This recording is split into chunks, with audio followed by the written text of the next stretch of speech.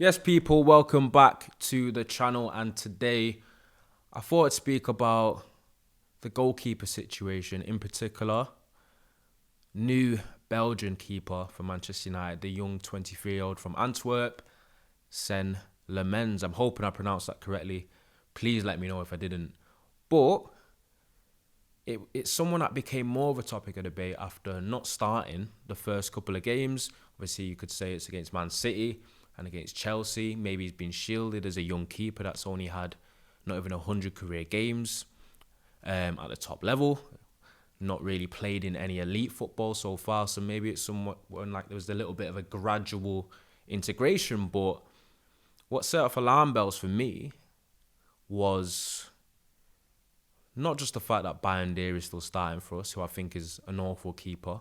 And I think his nervousness, his lack of authority, and his iffy shot stopping and cross claiming ability, even his footballing, passing out from the back, and his distribution isn't the best either. And I think that does emanate onto the back line and to your team in general. That's why sometimes having a big, imposing figure in goal that you know is reliable and being a part of the spine of the team has been key to success of any team that has ever won things or done anything significant in football.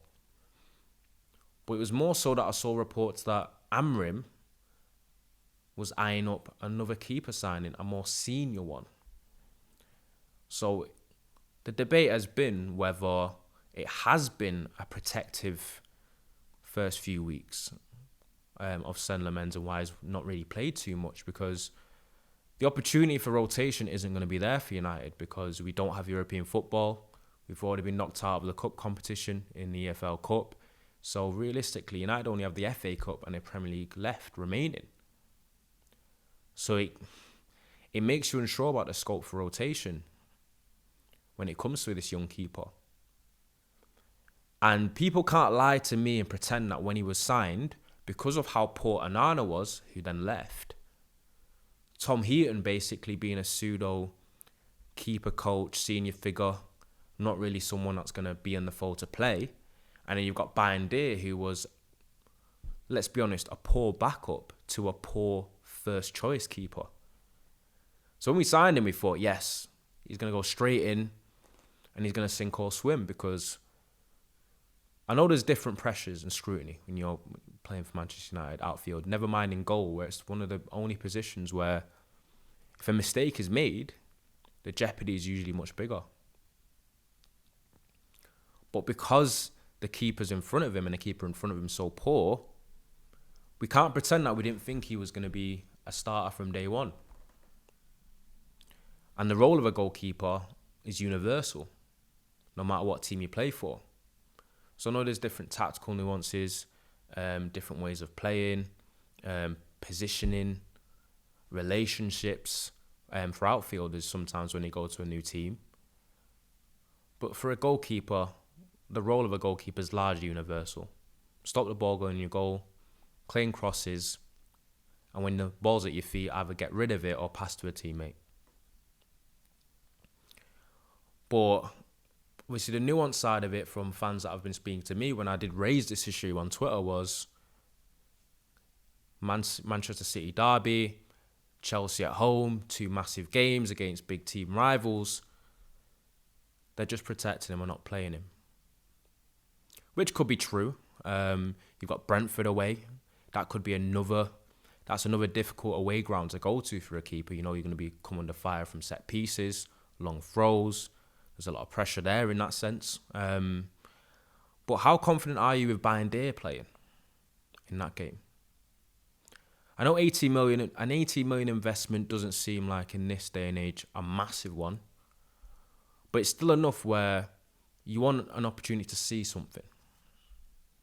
Whether that will come down the line, whether Amorim's waiting for a stinker, because that's another projection that people have made was they're waiting for Bayindir to do his eventual F game, if you want to grade it, and then Senne Lammens will get his opportunity. But couldn't you just jump in front of that anyway? For me, the way I've seen it, this is what I've theorised. It could be wrong, could be right, who knows? is Senne Lammens is very much a data-driven Ineos signing and not really an Amorim one. Because it's been well known that Amorim wanted Watkins rather than Sesko, and he wanted Emi Martinez instead of Senne Lammens. And that usually happens because when you have a managers aren't like sporting directors or the club where their projection is how good could this player be in 3-4 years. They are always going to favour what can a player give me now. That's why you tend to see managers favour experienced players because of reliability. And when they generally opt for any sort of influence in terms of signings, they want the sure thing straight away. A manager's job security is week to week, so they're not thinking about, how good could this player be in 2 years? So that's why, for me, I don't think Amorim had any input whatsoever in the signing of Lammens. Nor did he have any impact in the signing of Sesko, especially when managers are under pressure. Amorim's coming off a really subpar season, to say the least. I'm putting that nicely. Realistically, for Manchester United, it's one of our worst periods of all time. And he was managing in that. So when he goes into the transfer window and he goes into the next season, he wants players that can give him instant short-term impact. And youngster project signings don't do that. So it's no surprise for me to see him be slow to play Sesko until he absolutely had to. Cooney being injured, Mount being injured. And that's why I'm still not surprised that he hasn't started Lammens. For all I know, he could probably be better than Bayindir. I don't think that is too hard. He probably is. But will he get to play? Or will he earn the trust of Amorim? The only way he can do that is somehow in training, when keepers generally train separately, or making the most when he eventually gets his opportunity, or waiting for Bayindir to drop the ball. But personally, I would sign him. I'd not sign him. He's already been signed. But personally, I'd start him. And it's not even so much about him. It's my lack of belief in Bayindir and how often keepers' performances, whether it be him or Onana, has cost us over the past year.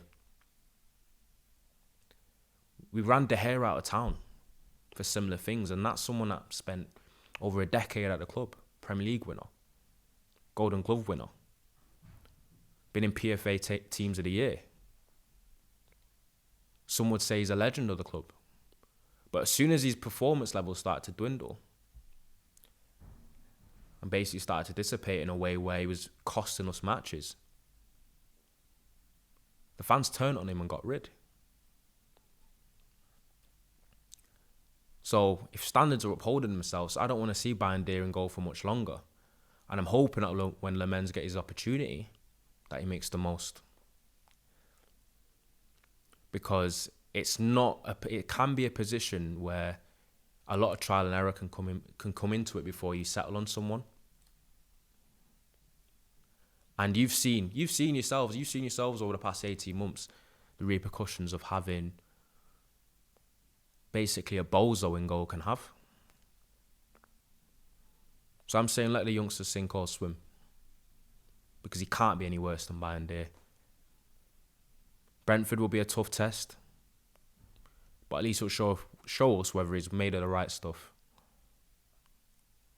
But what United shouldn't do, or what I don't want to materialise, or for it to come to fruition, is United have spent up to 20 million on a backup keeper to a backup keeper.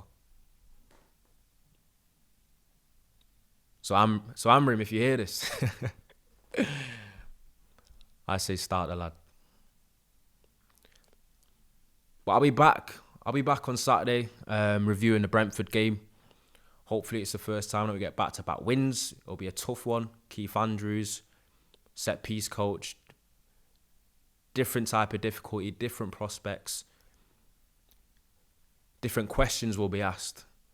And I'm hoping we have the answers. But You'll catch me after the game. I won't be on a watch along, but I'll be reviewing it right here. Remember to like, comment, subscribe if you're new, and I'll see you next time.